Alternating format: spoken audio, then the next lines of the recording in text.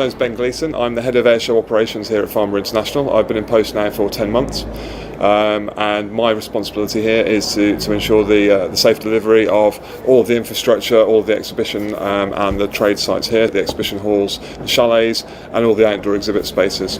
So when I came into the event with a 2-year planning cycle into the airshow, a lot of the infrastructure and the agreements and the planning was already in place. It was just then the fine-tuning of those elements, obviously for the delivery that we've had this year, that I was working through with the current Head of Airshow Operations, who's retiring at the end of the month, who is Andy Coulson. For me, it's putting a fresh set of eyes on every element of every component here of the airshow to drive us with the traditional innovative and pioneering spirit Farnborough is known for, so that we can drive this airshow forward to be one of the best in the world. There are various elements of networks, drainage, plumbing, other things that are put in for the airshow that we've put in as permanent installations across the site.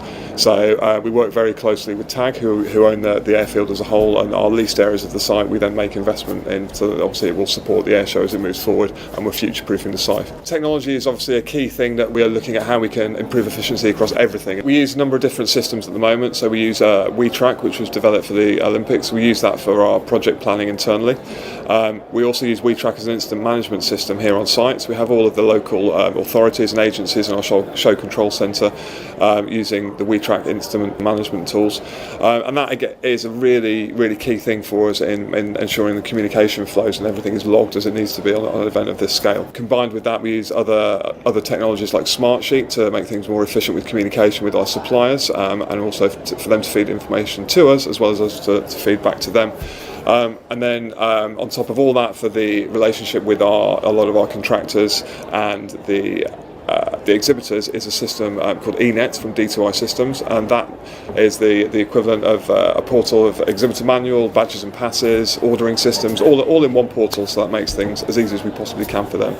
And whilst that is a number of different systems, we are now looking at how we can integrate those and join those up and actually make those platforms talk to each other going forward for the sharing of that information and increase the efficiency for all and ultimately that customer journey. The big new innovation that we're using this year is a technology on all the security entrances called high footfall screening, which enables people to get into the event far quicker than they ever have done before. We work with the CPNI and it's been trialled at various locations throughout London, but we're the first event to use it on the scale that we have here. It's a security system that is designed to still detect large threat items that are coming into the site. However, at the same time, it has a far higher throughput than your traditional airport-style search screening and X-ray detection. By doing that, we've increased the flow through all of the gates by at least 5-fold from what it was in previous years, and got to the point where we actually don't have any static queues entering the show this year. We've got 2 companies operating the search equipment for us this year. One is Rapiscan, and the other one is ThruVision. So both of them are high footfall screening solutions. The Rapiscan solution looks like your traditional security arch, but the software behind it has been reprogrammed and redeployed just to detect larger metallic objects, so smaller objects aren't detected, and it's been worked through and trialled at various locations. And combined with that, with the search dogs and security profiling, all of the risk factors are still catered for. And then the ThruVision solution is another screening, a full body screening solution that obviously will detect any metallics on individuals that walk through. For the public days, we're operating with the same systems. We obviously have a different visitor profile for those days, so we do have a greater and larger security team on those areas with search dogs and more profiling going on. The team here at Farnborough has significantly changed from how it was structured 2 years ago. 2 years ago, there was a permanent operational team here that ran the air show and other events here at Farnborough of 6 people. In the past 2 years, that team has now increased to 16 people. And the structure of that is there's a new operations director, Neil Thuma, in place, and underneath him there are 3 heads of. One is myself, so I'm head of airshow operations, just to look after the air shows that we do. So that is both here in Farnborough and in Bahrain as well. And then there is a head of event management for all of our guest events that are now visiting our wonderful new Hall 1 facility and also Hall 5. And then we have a head of facilities to keep all of this running on a 365 basis. Working with De Boer is fantastic. I worked with them for many years, both at Spearhead Exhibitions, then Reed Exhibitions, and now here for Farnborough. Their whole team here on site have been an absolute pleasure to work with in terms of delivering this. The complexity of what they do for us here and the sheer range of buildings here is like no other in the UK, and they really do a truly great job for us. My name's Daniel Perry. I'm a project manager for Losberger De Boer. We've been on Farnborough Airshow now for over 2 decades, and hopefully that's going to continue. So at this year's airshow, we've got just over 100,000 square metres of tentage. So if you was to lay that all out, it would be over 1 kilometre in length. which shows you, the reason why we're here for such a long period of time. It's a very big build for us. We've got 24 full-time members of staff on site at all times, and since we've been here, we've registered about 120 personnel to come down, help us with carpentry work, scaffolding, and putting up the structures and the substructures. In terms of what we actually bring on site, we have about 175 trucks that will arrive on site, and it's about 3,150 tonnes of material that we're bringing onto site, and then post-show we have to take it all down, and exactly the same again to take it off site. We are an international company and we have materials all around the world, obviously in Europe, in North America, in China. Most of the materials for this build has actually come from Europe, so we have our logistics is based in Brie in Belgium, and we have a large warehouse also in Alkmaar in the Netherlands, as well as some stock that we hold in our Brackley warehouse in Northamptonshire, and that material is slowly filtered through, some coming from other events and others coming directly from our warehouses around Europe. So in terms of what we've been building on site this year, we've obviously got Hall 2, which is a large structure. We've got Hall 3 and Hall 4. They're all made from Losberger de Boer materials. Moving on from there, we have the rows. So we have B row, C row and D row, again mostly Losberger de Boer materials. We also have J and K row and P row, which is just behind us just here, and also we have some other orders. As you can see, the Leonardo structure, which is just behind us, which is our double deck Emperor structure. So we have lots of different materials on site. It's contracted through Farnborough, so we're the official suppliers on site here, and we've been the official suppliers on site for over 2 decades. So Leonardo, working with Farnborough and ourselves, they gave us a brief of what they would like to achieve, and we've come up with what you can see behind us, which is the beautiful Emperor structure. So the materials for this structure that you can see behind me came over from our warehouse in Alkmaar. We have several specialist crews in the UK that are capable of building this structure, but because of the time frame, we only had just over 2 weeks to build this structure. We also had some specialists sent over from Holland to help us get this done. So we had a 12-man specialist crew, and then we had also about 8 agency bodies just here to help us out to push the build through. So obviously we're one of the first contractors to come on site, and we're one of the last to leave site. We started at the end of February the 26th, and like I said, we'll be here all the way through until late August. So that does bring up a lot of challenges in terms of the weather conditions. So since we've been here, we have had everything. We've had snow, we've had rain, hail, we've had Storm Hector, and then we've obviously had the blistering heat that we've been having this summer as well. So it's a lot of conditions been thrown at us, but the guys have done a sensational job this year. Everyone's worked really hard, pulled together, and we're really happy with what we've achieved this year. One of the challenges we obviously have here at the air show is the air show is obviously made up of 2 separate shows in a way. You've got the trade show, and then you've got the public air show, and we're responsible for building the majority of the structures on both of those grounds. So the public air show, we have to build that during the trade show. So right now, as I'm speaking, my guys are over in the public area, and we're building approximately 60 structures, which will be ready for the public show, which starts on the Saturday. Now obviously when the public show opens as well, it's also important for security reasons that all of the halls, there's no access for the public. So the night before the public show, we also have to make our way to the halls and just make sure that all of the entrances and exits are all secured, so no one can get in and out, and everyone's ready for an exciting public show. So the reason for us building the public show at this stage during the trade show is because it's very important to Farnborough that we keep the runway active as long as possible. So what we need to do is make sure that we are not disrupting the normal activities that happen here at Farnborough. So when the trade show is on, the runway is shortened and closed off, so that gives us the opportunity to build the public show, and that way Farnborough can keep operating as the airport that it needs to. You know, we've been here for 20 years now, so we've dotted the I's, we've crossed the T's, we know what we're doing, and that just gives us enough time to get the show ready for the public days. This time around, GS are doing all of the stand fitting for us within the halls. That's all of the shell scheme builds and some of the other feature areas that we have. There's also the carpets, the furniture here across the air show, and combined with that, Blitz are then the AV suppliers for us. Hi, I'm Mark Eddy. I'm the Chief Commercial Officer for GES. I'm here at Farnborough in 2018, and we've been enjoying a really proud heritage heritage with this particular show for the last 40 odd years. Particularly as general core contractor, I would say in the last 20 plus years we've been delivering all the shell scheme, carpeting and all the core services to the organiser. And then allied to this, Blitz AV is part of a GS service. That's an AV and technical production company, and we're now in the new hall that we're standing on top of here, which is this splendid facility that's now taking the Farnborough Air Show onto the next level. Farnborough this year we're delivering a variety of projects from exhibit pavilions, chalets, corporate exhibition stands, and we're delivering 17 specific chalets all along the chalet run, all the way from chalets from 120 square metres all the way through to 1,200 square metres. A big part of GS success is clearly the people behind it. We've been on site starting our preparation for this show as early as 10 weeks out, delivering one of the key engine exhibits into one of the chalets. One of the big things is our unparalleled logistical footprint at Farnborough here, all the way from the back of Hall 3 for delivering all the core services, service centre, through to the significant footprint that we have elsewhere. That means that we can get to any part of this particular show and service our clients. We cover 44 countries consistently each year, and that requires our teams to be deployed all over the world. I think that takes a special type of staff, commitment, and our ability as a company to be able to tool up.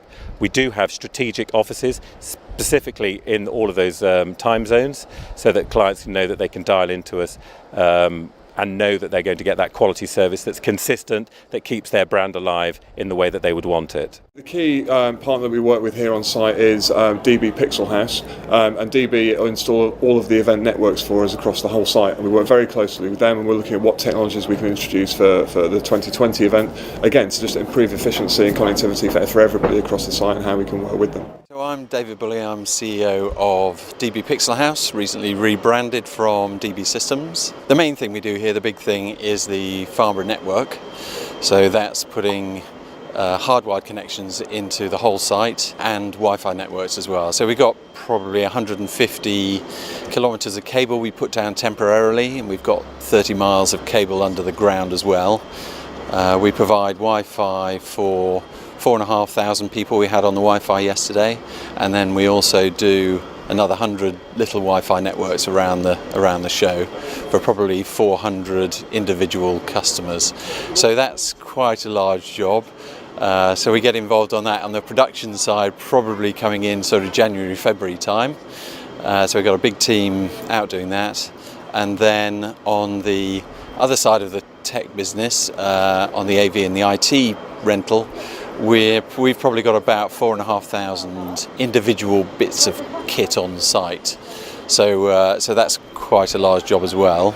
And then as we do tech content and production, on the content side, we're doing probably about 17 individual projects here as well. Content's an interesting one in terms of the production, because obviously the revolution now really is the integration of the tech and the content really, whereas before it was whether it was a new plasma screen or a LED screen or whatever it is, and obviously we've got all that stuff. It depends in terms of how long content production takes. What we quite often do is work with the agency at pitch stage, so we can get in on the ideas and try and help them as much as we can on that side. So that's where we're working the best, because then we're right in at the start, we can design all the tech and all the content to work together. But then sometimes you do have things that come in at a later date. So if you're just doing interactive for a touchscreen or an app or something like that. So it's a little bit like the tech side, it depends how early we get engaged. We've been doing the network here now for, I think it's either 10 or 12 years, I can't remember. So what we have done is we've invested quite a lot in the site. So every year we look at it and say, what can we put in the ground that means we don't have to do it again? Because the show's every 2 years, there's only so much you can do of that. Because if you leave copper out in the air, particularly if you come to Farnborough when the air show isn't on and in the winter, we always think it's a couple of degrees colder than anywhere else in the country.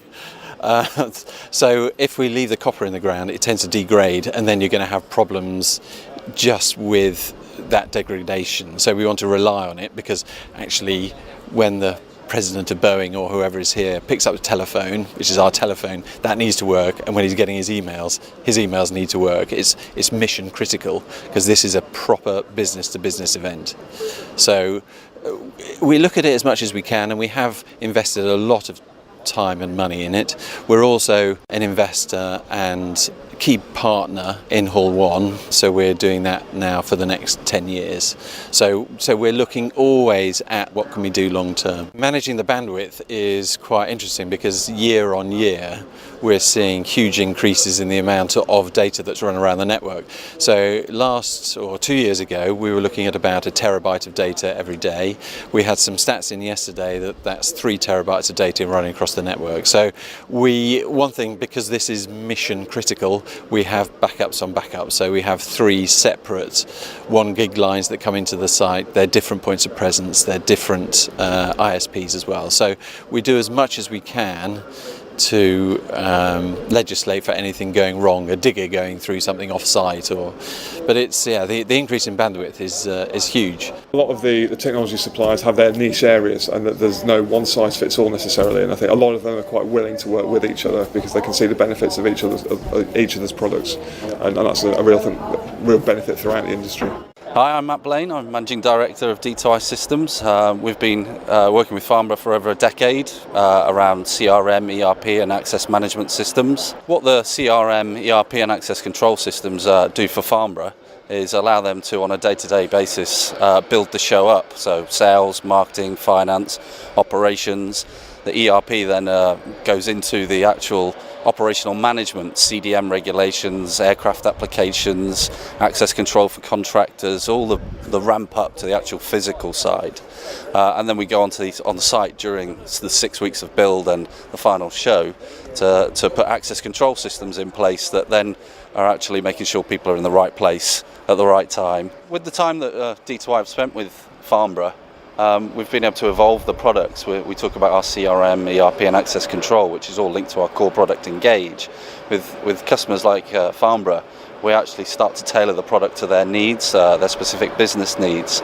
So this year in particular we introduced a really powerful dashboard that sits in the event control room, which posts the revenue gained in each gate. It's showing you the levels of throughput, the types of people that are actually going through those gates. So are they your contractors, are they your emergency services, how many visitors through the big gate at the peak hours. And at a show like this you're talking about tens of thousands, hundreds of thousands. So it's a real benefit for the operations team to be able to see that and be able to visibly see what it is. It's a visual thing opposed to a numbers, but the numbers are crunched through the ERP in the back system.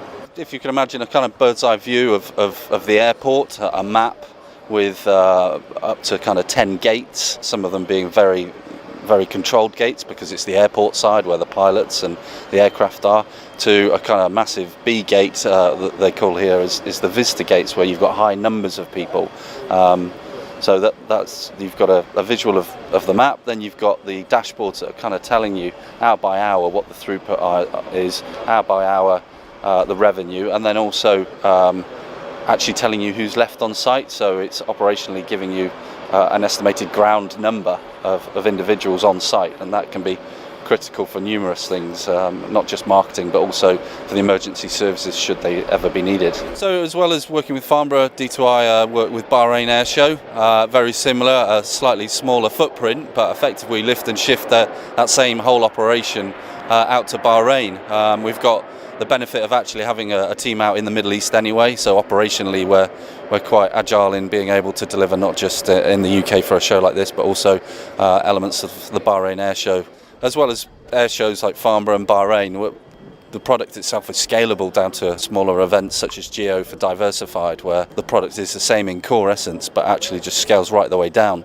We even have kind of small one-man bands that may take the product off our hands and deliver it themselves, and that's also a benefit of the fact that we've housed it in the cloud, and as long as you've got a bit of internet access, then you can run it yourself as a single entity. One of D2I's strengths is actually that we're a software company, therefore integration into other important technology features are something that D2I carry out, and on a show like this and other shows where it's important that we work together with other technology suppliers. D2i have a team of people that are experts in software and therefore quite keen to integrate with any great products that are out there. Hello, I'm Sophie Linnett and I work for Smart AV.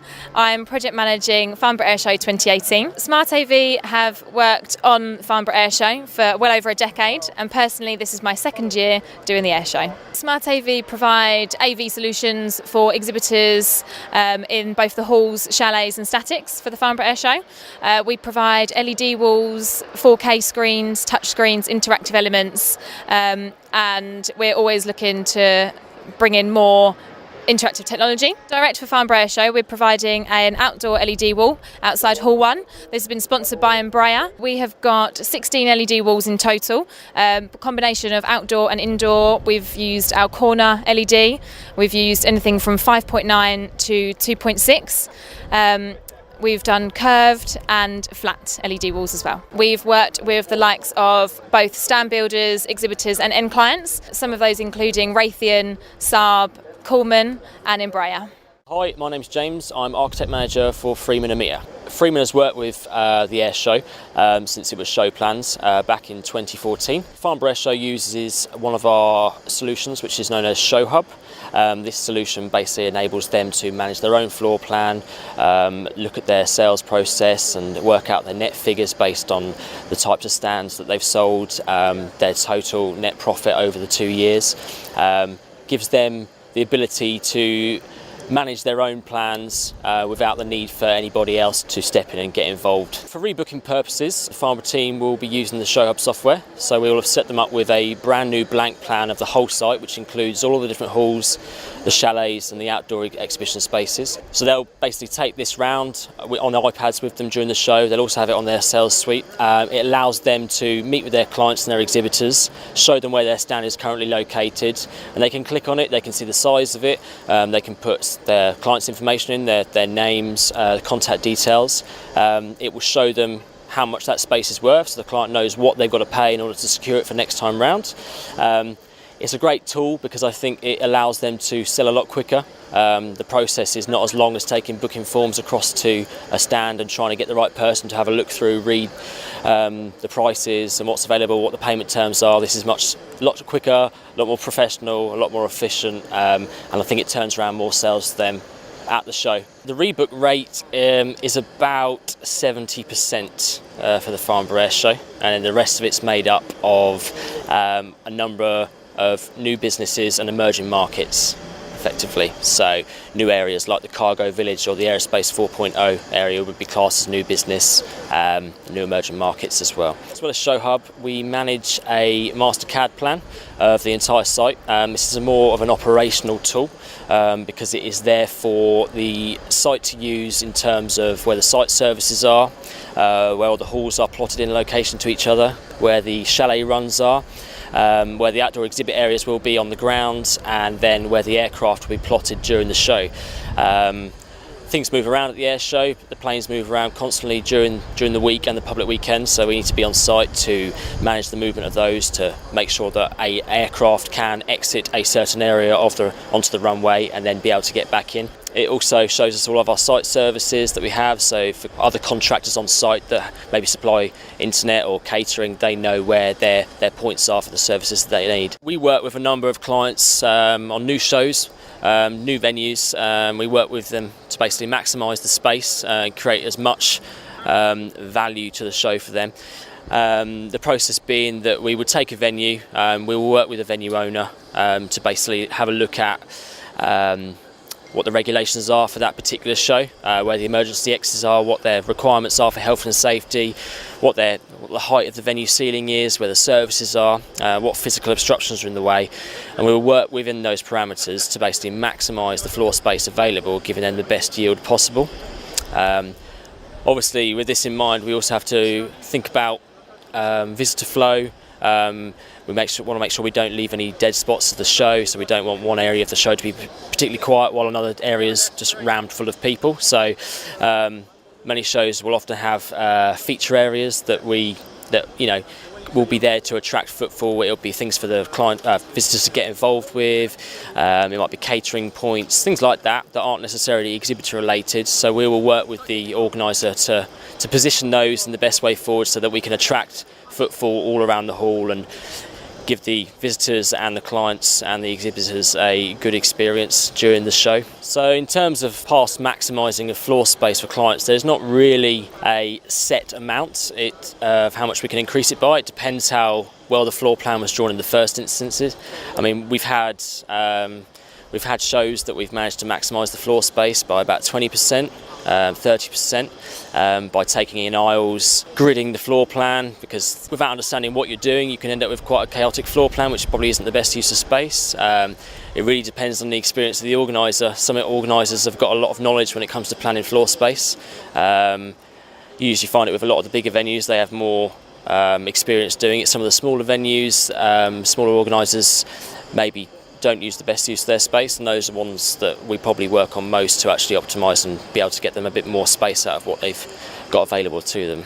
We're operating the air show here on a pre-war airfield, which obviously isn't designed as a permanent event venue, so we have various locations. We are restricted with space and we do need to get people into the event as efficiently as we can do.